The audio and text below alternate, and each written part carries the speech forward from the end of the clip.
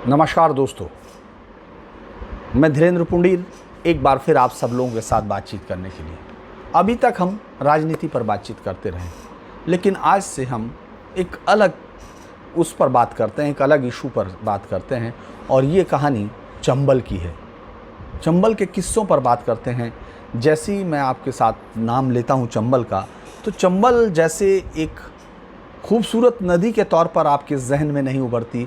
चंबल का नाम किसी भी शख्स के, अगर हम लोग पूरे देश में जो चंबल को जानता है उसके सामने लेते हैं, तो जो सबसे पहली तस्वीर चंबल की उभरती है वो उभरती है स्क्रीन पर दौड़ते हुए घोड़े, घोड़ों पर बैठे हुए आदमी, उनके हाथों में बंदूकें और हवा में फायरिंग करते हुए तेज़ी के साथ नदी के साथ दौड़ते हुए वो लोग, उनके आगे पुलिस या उनके पीछे पुलिस, या फिर आपने 70 mm के पर्दे की उस खूबसूरत कहानियों को देखा होगा।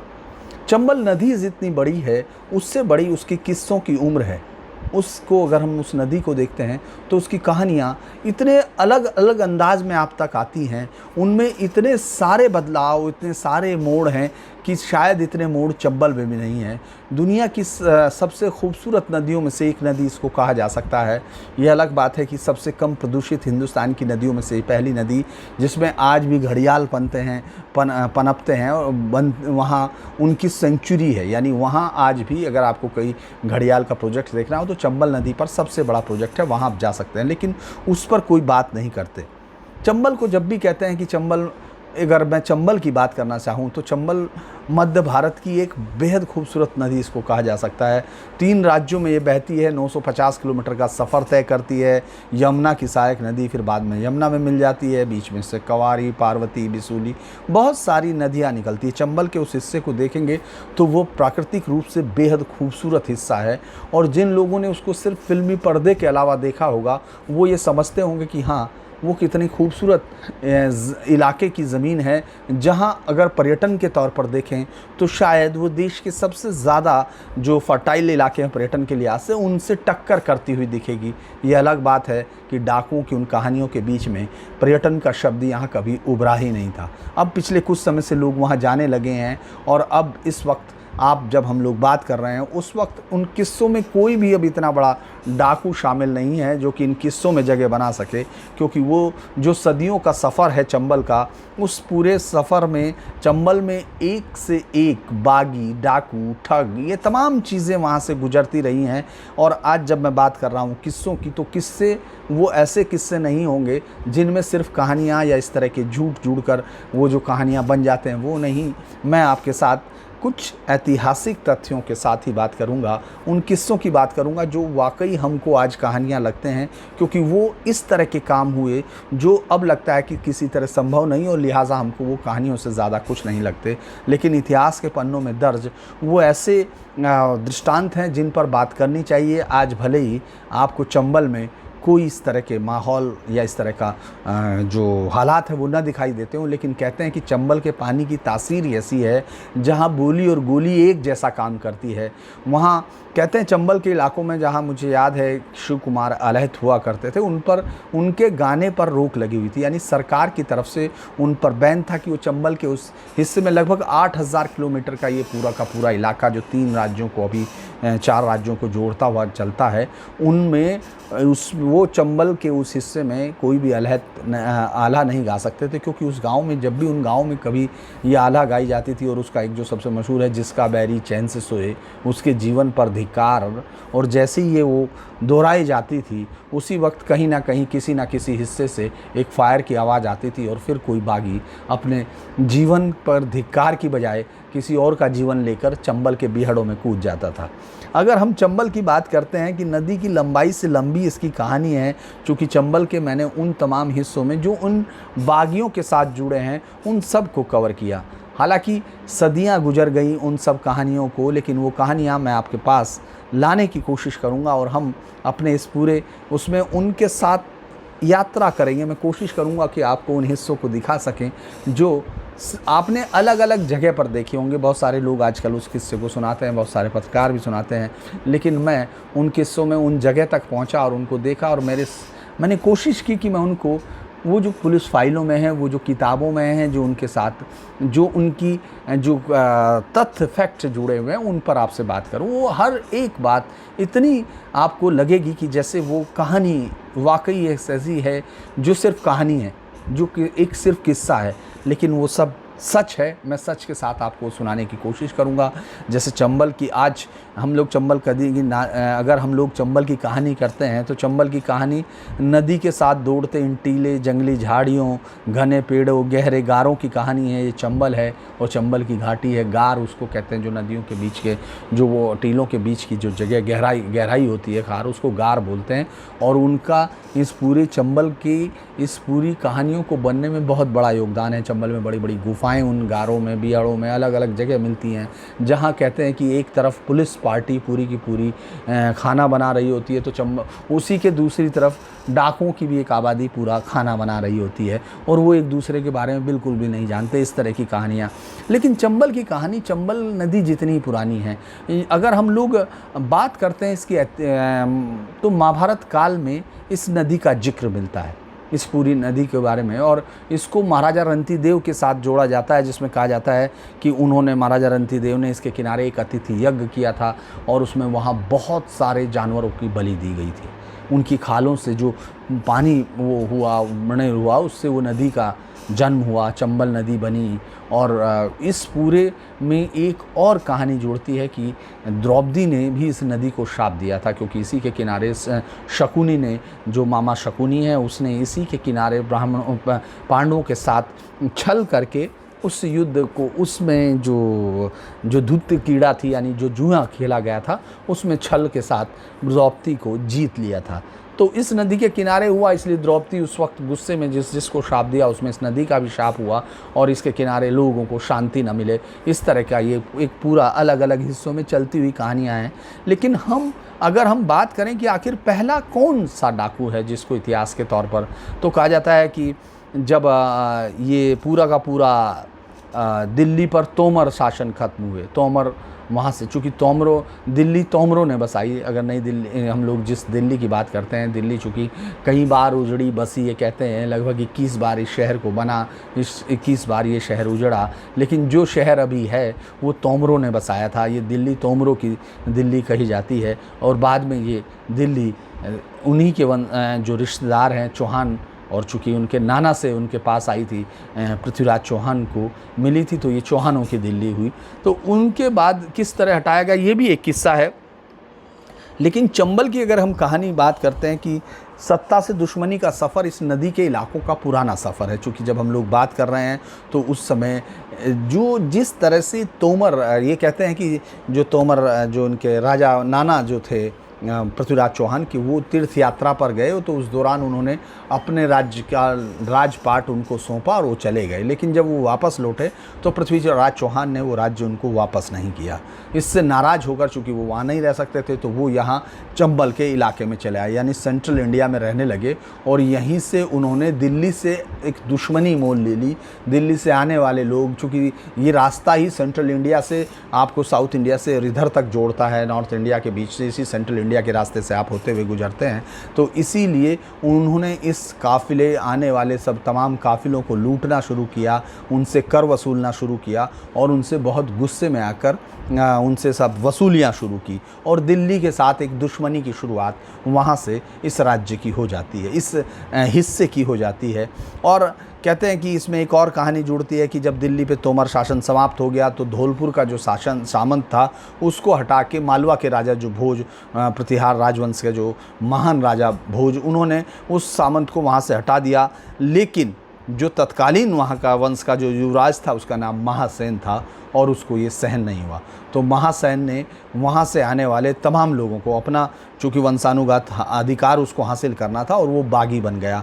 उसने राजा भोज की उस बात को नहीं माना, और चंबल के बिहाड़ों में अपने सेना के साथ शरण ले ली, और जो भी मालवा की तरफ से आता था उससे उसने कर वसूल करना शुरू कर दिया। जो महाराजा भोज से बड़ा कर था, और जो नहीं देता था वो उनके साथ लूटपाट किया करता था। इसीलिए बाद में उसको चंड महासेन भी कहा गया, चूँकि जिस तरह से लूट हुई, हालांकि उसकी राजा भोज से जब शिकायत की गई तो राजा भोज शायद उसको दंड नहीं दे पाए और इसीलिए वो उनके परिवार इस तरह से वहाँ सरवाइव करते चले गए और धीरे धीरे चंबल का ये हिस्सा एक डाकुओं की कहानियों में बदल चला गया। हालांकि इसी बीच में ठगों की कहानी भी आती है।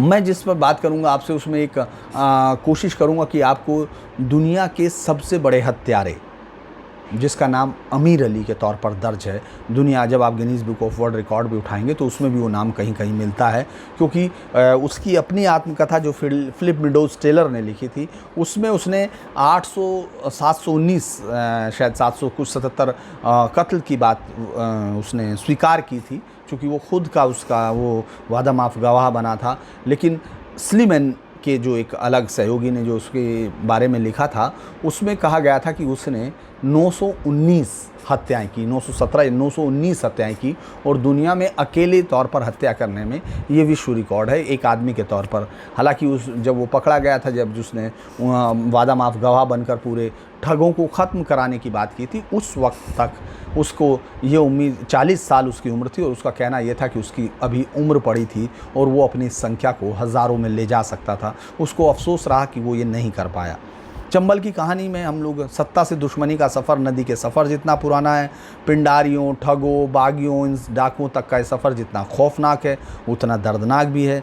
चंबल के इन टीलों में कहते हैं सदियों से इंसानों की चीखें दफन है, तो दफन है खूंखार और दुर्दान इंसानों की दास्तानें, कभी ठग, कभी पिंडारी, कभी पागी तो कभी डाकू। बस नाम और गांव बदलते रहे, कहानियां नहीं लगती। कुछ लोगों को लगता है कि चंबल का पानी ऐसा ही है, लेकिन चंबल ऐसी नहीं है।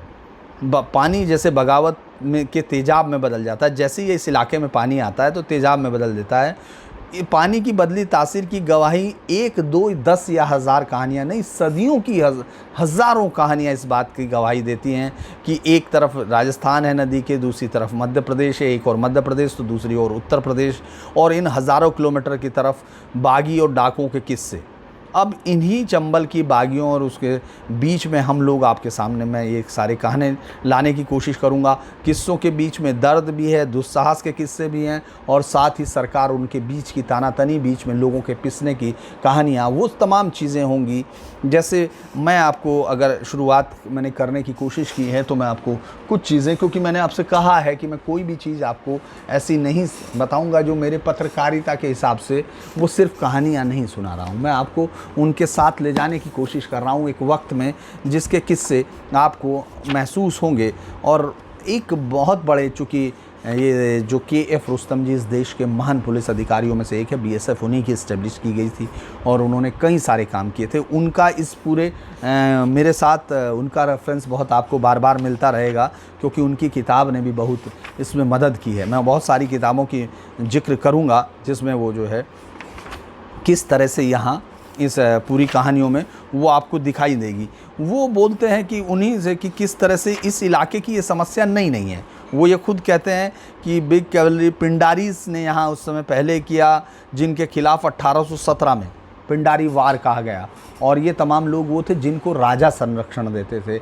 वहाँ के जो मराठा शासकों ने और या जो आसपास के शासक ने, उन्होंने इन सब का इस्तेमाल किया। तमाम दूसरे राज्यों में जाकर या उनसे आने वाले काफिलों से जो लूटा जाता था, मार कर, कत्ल कर कर, ये याद रखिएगा, कोई भी जिंदा नहीं छोड़ा जाता था, उनको कत्ल कर कर जो लूटा जाता था उसका नजराना वो लोग इन लोगों को दिया करते थे। लगभग सेंट्रल इंडिया में, लेकिन जब इनको घेरा गया हेस्टिंग्स ने, मार्किस ऑफ हेस्टिंग्स ने, जब इन पिंडारियों को ख़त्म किया गया तो 81,000 फुट सोल्जर जो पैदल सैनिक थे, 10,000 रेगुलर कैवलरी थी और 23,000 इरेगुलर, यानी कुल मिलाकर लगभग उन्होंने 91,000 और 23,009, यानी लगभग 1.25 लाख की फ़ौज के साथ, जिसमें अलग अलग उनके साथ और दूसरे लोग भी शामिल थे, उन्होंने पिंडारियों को ख़त्म कर दिया गया था। अलग अलग टुकड़ों में ये पिंडारी थे जो पिंडारियों को मार गिराया गया, उन सबको अलग अलग जगह। लेकिन पिंडारियों के बाद अचानक कौन उभर कर नाम आया सामने? ठगों का नाम सामने आया। ये चंबल की दास्तान है। मैं जो आपको कह रहा हूँ ये कहीं हम डाकुओं की दास्तान तक पहुँचेंगे, लेकिन चंबल की दास्तान ही डाकुओं की दास्तान है। और डाकुओं की दास्तान चंबल की दास्तान नहीं है, क्योंकि चंबल में इस तरह के बहुत सारे स्लॉट आए।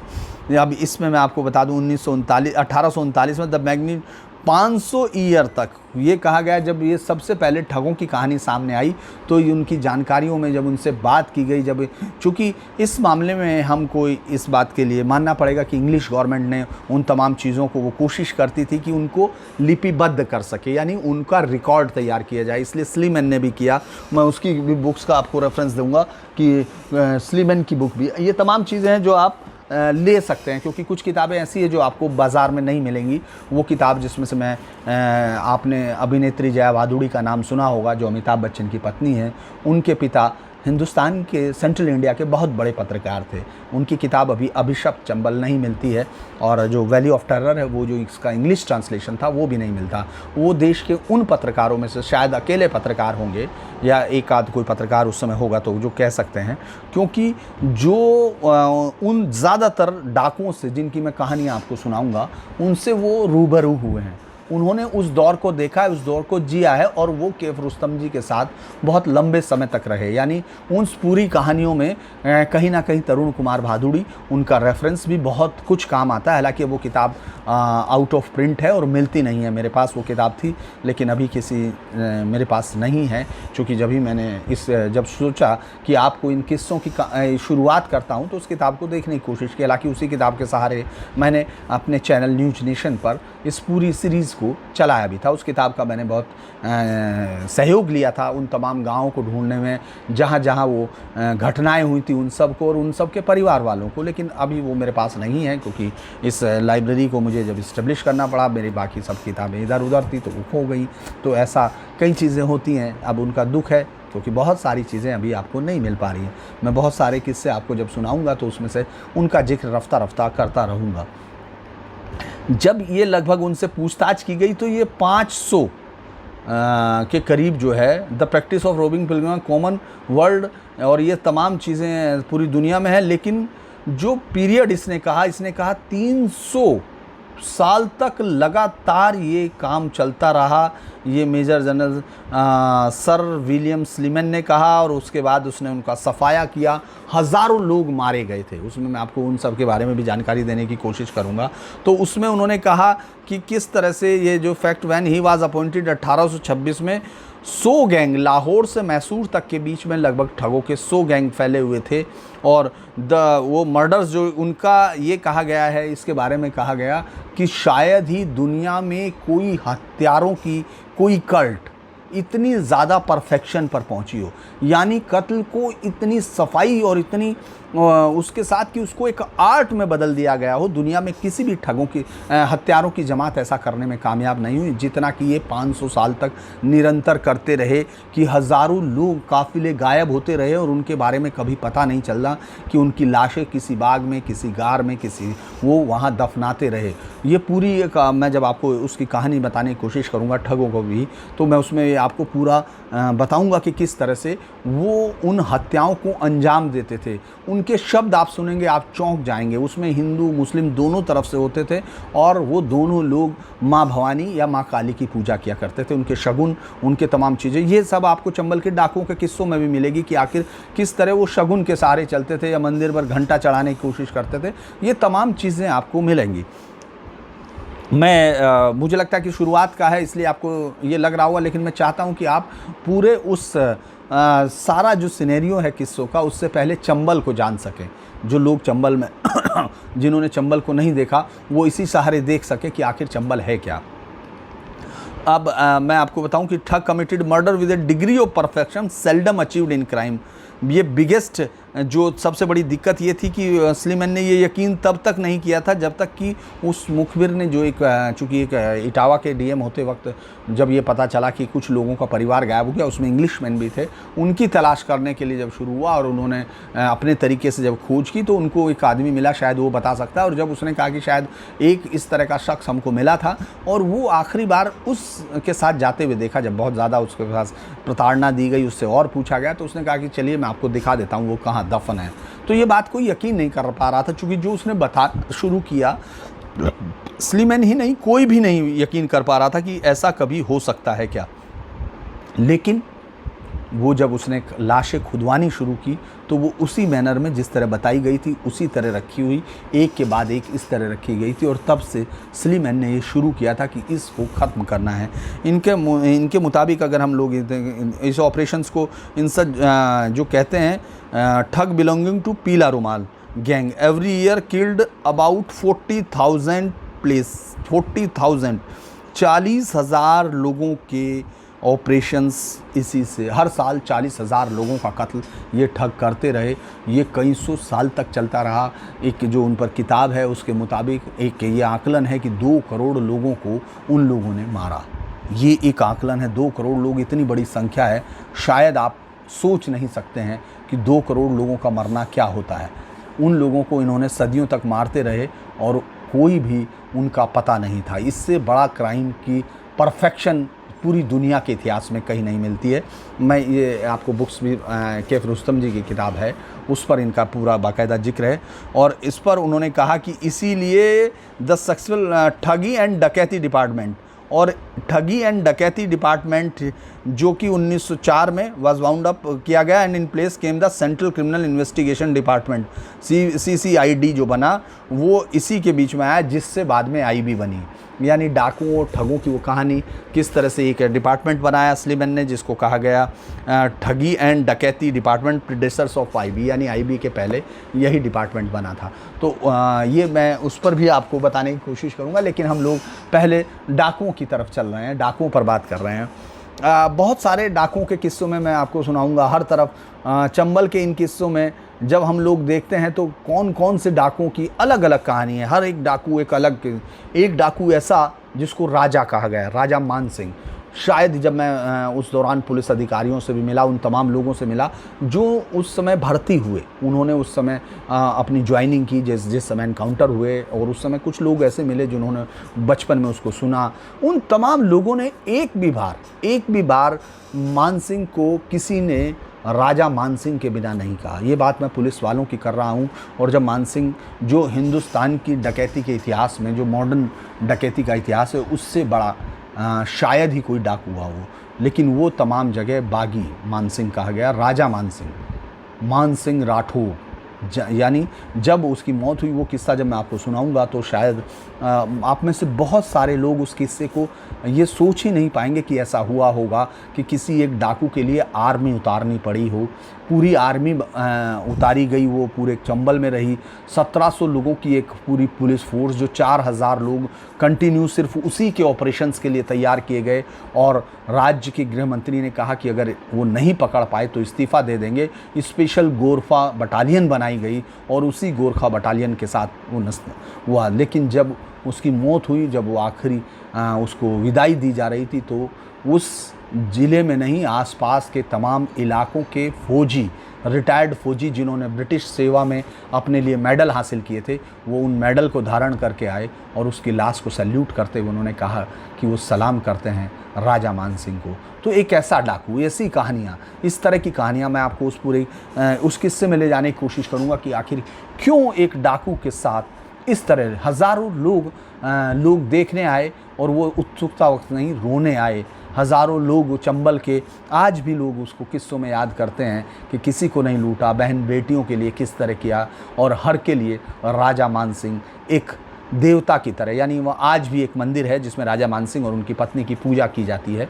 उन्हीं के गांव खेड़ा राठौड़ में है। मैं जब आपसे मान सिंह पर बात करूंगा, लेकिन अलग अलग, एक ही नहीं, यहाँ अलग डाकू मिले। जैसे मैं हरजन सिंह जो पहला डाकू, मतलब जिसको एलिमिनेट किया गया था 1939 में, उस डाकू को मार दिया गया था पुलिस एनकाउंटर में।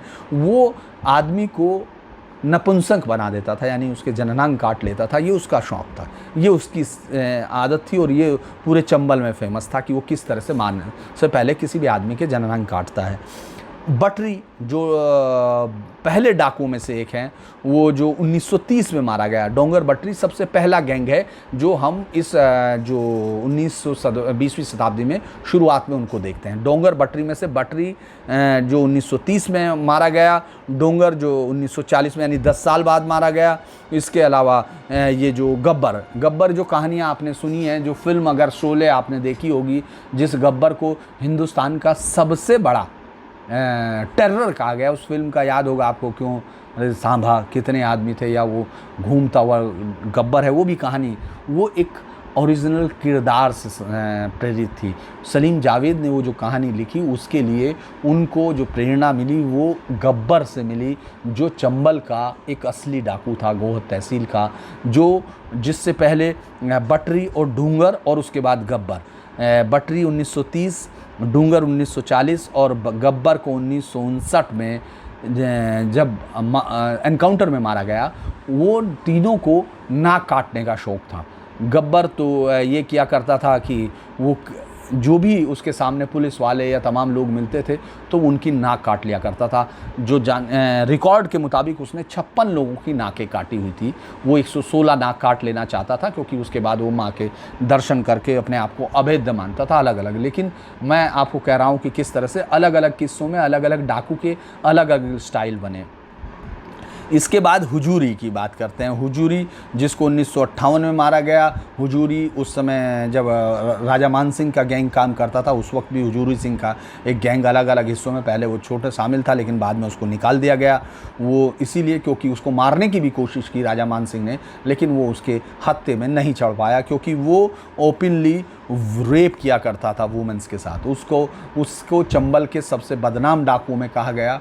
तमाम जो चंबल में ये अक्सर कहा जाता है कि महिलाओं को कोई छेड़ता नहीं था। हालांकि ये कहानियाँ चूँकि लोग किससे जड़ते जाते हैं, जो कानून नहीं मानता वो ये नहीं करेंगे, लेकिन वाकई राजा मान सिंह के समय तक किसी की हिम्मत ये नहीं हुई कि वो कोई किसी लड़की या किसी औरत या किसी पर एक बुरी नज़र उठा सके, क्योंकि ये खबर मान सिंह तक बिजली की तेज़ी से पहुंचती थी और उससे तेज़ी से मान सिंह वहाँ तक पहुंच जाता था। ये आपको तमाम चीज़ें इतिहास में मैं जो बात कर रहा हूँ मैं आपको रेफरेंस दूंगा, इसीलिए नहीं कि ये किससे मैं उन पत्रकारों की तरह सुना रहा हूँ जो सुनी हुई कहानी आप तक पहुँचा रहे हैं। मैं आपको रेफरेंस के साथ कोशिश करूँगा कि जो बताया जाए उसको आप ढूँढ सकें और ख़ुद महसूस करें कि आखिर उस वक्त क्या हुआ था। इसके अलावा लाल सिंह बहुत ही फेमस डाकू हुआ, उसको 1959 में उठाया गया। वो अपने उसकी गर्दन काट दिया करता था। ये सब चीज़ें रैंसम वसूली के लिए था। और चूँकि लूट का एक तरीका इनका रहा है, ये पकड़ से शुरुआत, मतलब सिर्फ डाकू सिर्फ डकैती नहीं डालते थे। उस समय इन्होंने कहा कि हम बागी कहलाना पसंद करते हैं, चाहे वो मलखान सिंह तक रहे हो। अगर हम इस पूरी डाकू की कहानी को 1930 से शुरू करते हैं और 1980 के लास्ट जो डाकू है, हालांकि फूलन देवी को लोग कहते हैं, उसकी भी मैं कहानी आपको बताऊँगी कि किस तरह